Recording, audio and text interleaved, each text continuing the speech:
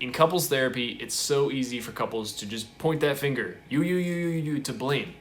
But therapy isn't about blaming, and therapy isn't about trying to control somebody else like a puppet.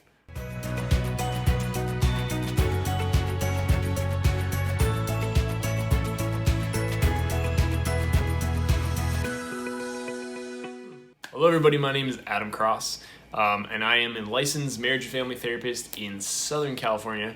I'm also a youth minister at my parish, and today I'm going to talk to you about staying in your own chair. Don't get up.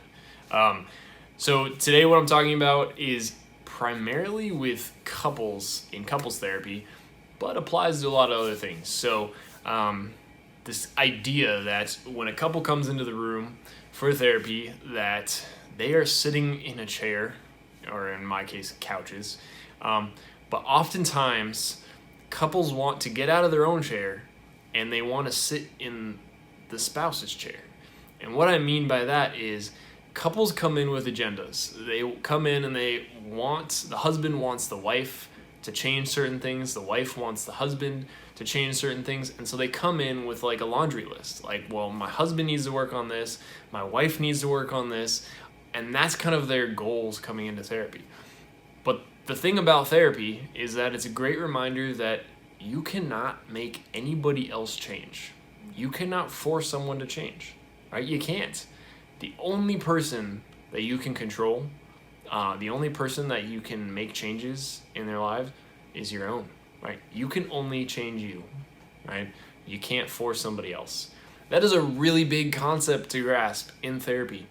In life, that we can't control other people.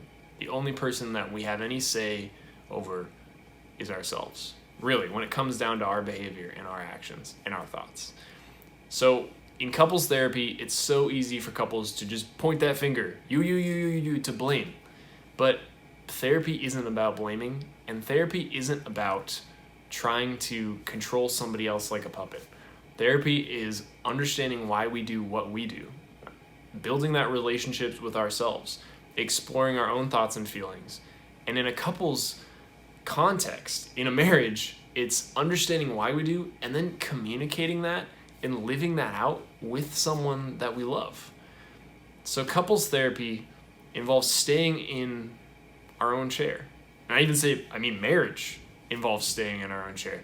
Life involves staying in our own chair, right? We can't force kids to live a certain way. We can reinforce behavior, but to make a real change, like in someone's heart, in how they view life, we can't do that.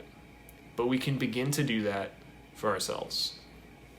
Therapy involves staying in your own chair, saying, what is my responsibility here? What can I be accountable for? In a disgruntled marriage, there are two sides. Even in cases of infidelity, and this is really hard, this is so hard. Even in cases of infidelity, there are two sides. And both people have to look at, what is my piece in here? In a case like infidelity in a marriage, it's so easy to say it's that person's fault, they cheated. And yeah, they cheated, and they are at fault, and it really hurts, and it's hard.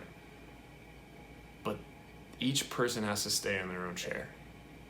Yeah, they cheated, but what was my role in this marriage?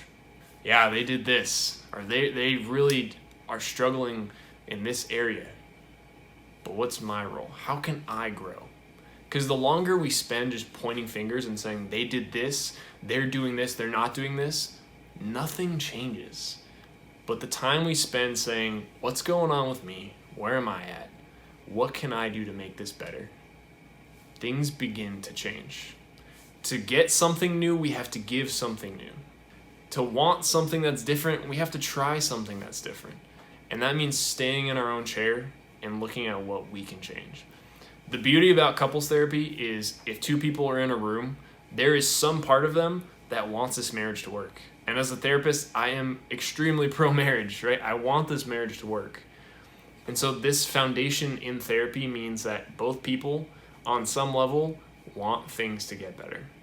That there is a foundation, that maybe it's a reminder that both of you are in love and want to be here. Both of you want to make this work, and maybe that needs to be said out loud in therapy or in writing.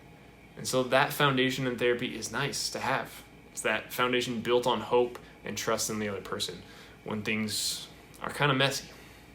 So there's hope in that, and there's some honesty in that, and there's the reminder that we have to stay in our own chair. No pointing fingers, no blaming. That might be really tempting, but what is your role? What is my role? I'm going to focus on me. I'm going to do my work, and then I'm going to see where you're at and communicate that to you in a healthy way. Part of couples therapy in this process is communicating where each other is at. What are your intentions in being here? What is the goal? How do you want this relationship to grow? And staying in your own chair to be accountable for you, to not try to change or have an agenda with the other person, but to look at yourself and to even learn how to communicate what's going on with you better in your marriage. So stay in your chair, keep your butt in it, and don't try to change someone else. We can't, right? We can love, and love does not insist on its own way. That's really difficult sometimes, but we're called to love. We're called to do our own work and learn how to love and communicate to those around us. If you have any questions, comments, if you have video suggestions, please leave them below, and please hit like and subscribe wherever that is.